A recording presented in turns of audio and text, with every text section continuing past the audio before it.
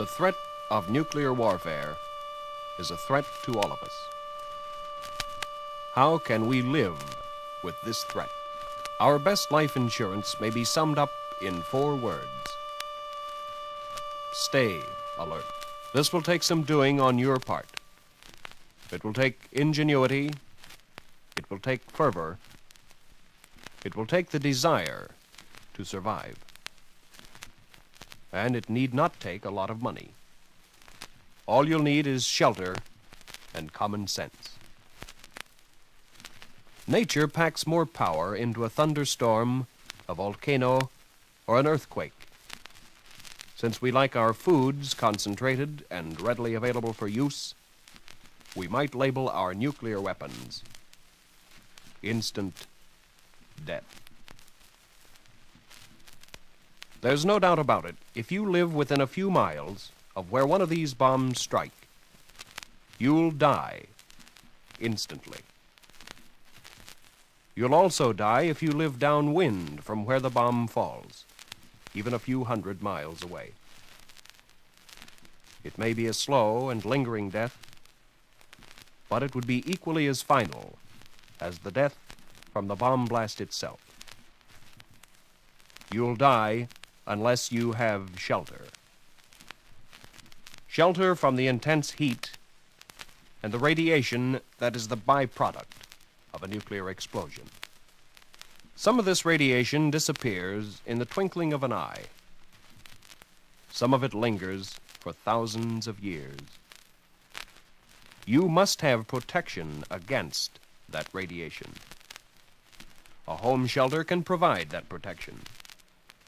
The Office of Civil and Defense Mobilization has given long study to the problem of home shelters. It's been found feasible, practical, and also fairly cheap. Thus, the President of the United States has urged a program of home shelters. The OCDM has provided plans for them. They're contained in a booklet called The Family Fallout Shelter, and booklets will be found with this record album. Let's assume bombs fall before you have time to prepare a shelter in the belief atomic war will never come. We can always hope that man will never use such a weapon, but we should also adopt the Boy Scout slogan, be prepared. The first alert is sounding. You hear it in the background. What will you do? There are 3 courses of action open to you. They'll vary in different sections of the country. Evacuation can lead to massive death tolls if carried out in big cities by panic-stricken people. In some places, you're advised to leave the city or the target area if it's known. In other places, you're told to seek shelter in pre-established areas or go to your own family shelter. For since the advent of the intercontinental missile, the time available for evacuation now can be measured in minutes instead of hours. So, off to the shelter. Listen to civil defense instructions. Stay tuned to the Conelrad channels 640 or 1240 kilocycles, whichever you can hear better. If you have not provided a shelter in your home, some protection against fallout can be provided in a basement.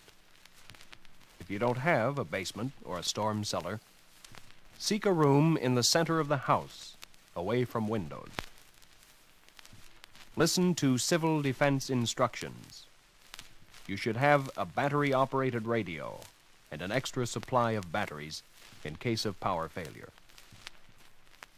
It's quite possible that radioactive fallout will be quite light in your area, extremely heavy in others.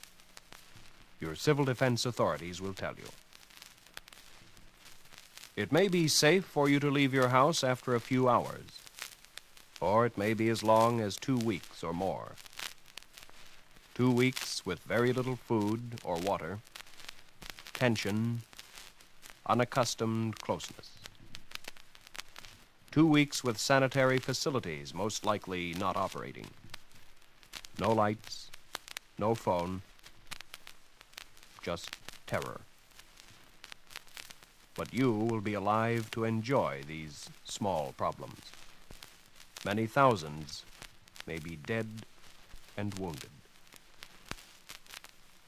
Hunger, thirst, and disease will follow a bomb attack. We can help control these conditions by preparing a home shelter and by being informed. That's why this public service recording was made, to help you survive. Under certain conditions, a person can live without food for 2 weeks if he has water. Medical authorities tell us that the psychological factor is worse than not eating. It's the fear that kills faster than starvation itself.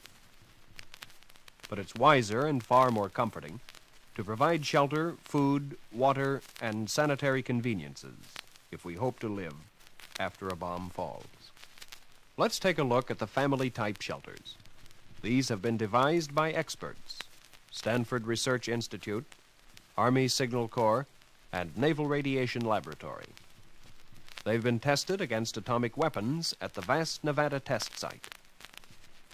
There's the above-ground double-wall shelter.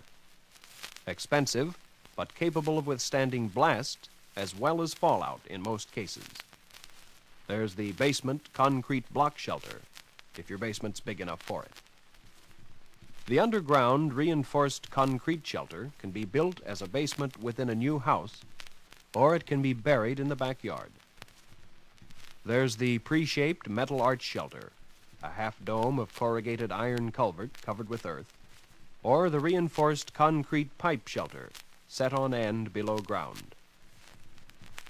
Depending on family size and requirements, they range in cost from $200 to $1,500. Before you build, consult a contractor and check your local building laws. Radiation which drifts down or falls out of the mushroom cloud marking the explosion of a nuclear weapon has great powers of penetration, like an arrow piercing an apple. 2 feet of concrete or 3 feet of earth will provide the protection necessary against fallout. Your shelter should provide 10 square feet of floor space per person, and it must be provided with filtered ventilation. A hand-operated blower is essential for underground shelters. Sleeping accommodations can be either bunk beds that fold up or hammocks which can be taken down when not in use. Electric current probably will be unavailable, whereas continuous low-level lighting can be provided by means of a 4-cell hot-shot battery wired to a flashlight bulb. Have spare batteries. And have a flashlight or Coleman lantern when brighter light is needed. You'll need a battery-powered radio with an outside antenna to pick up civil defense instructions. For the period immediately following an attack, all Conelrad stations will be operating at reduced power. And don't forget those extra batteries. You'll need lots of food and supplies, first aid and sanitation equipment. You'll be told about these on the other side of this record. And there's much valuable information provided in the folders within this album. Read them and keep them. Your life may depend on them. Meanwhile, let's go back and summarize some of the essential facts you'll need to know to survive a nuclear attack. First, learn the warning signals. The alert signal is a steady blast on a siren or fire horn of 3 to 5 minutes duration. This is how it sounds.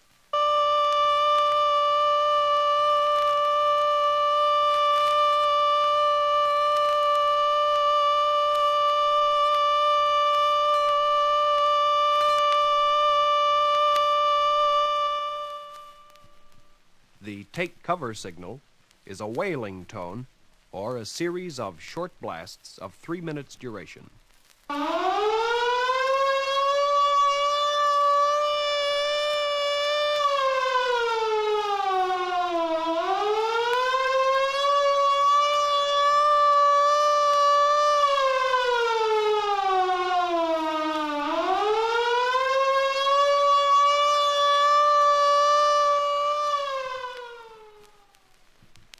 Second, tune your radio to the Conelrad stations, either 640 or 1240 kilocycles.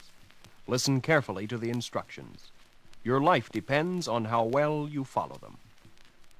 Do not use the telephone. Third, assemble your family. If your children are at school, they'll be cared for. Or if there's sufficient time, they'll be sent home. People who are at work will either go home or to a shelter provided for them. Fourth, know how to store and purify water. Tightly capped jars of water will stay palatable for about 3 months. Replace the water regularly. Canned water also is available. Fifth, know what foods to store and how to prepare them. Your shelter's provisions should emphasize high concentration of food value rather than volume. It should preserve well, and it should be easy to prepare. Foods canned in metal or glass will stay in good condition for 6 or more months if kept in a dry, cool place. Use small cans. You'll have no refrigerator to store leftover food for another meal. You'll need a canned heat stove. Have plenty of fuel for it. Sixth, know how to dispose of human wastes. Seventh, know how to decontaminate. And eighth, make sure that some member of the family knows the fundamentals of first aid and have a first aid kit in the shelter. Be alert. Stay alert. Then your chances of living longer are multiplied 1,000-fold. Turn this record over and learn why a shelter program may save your life.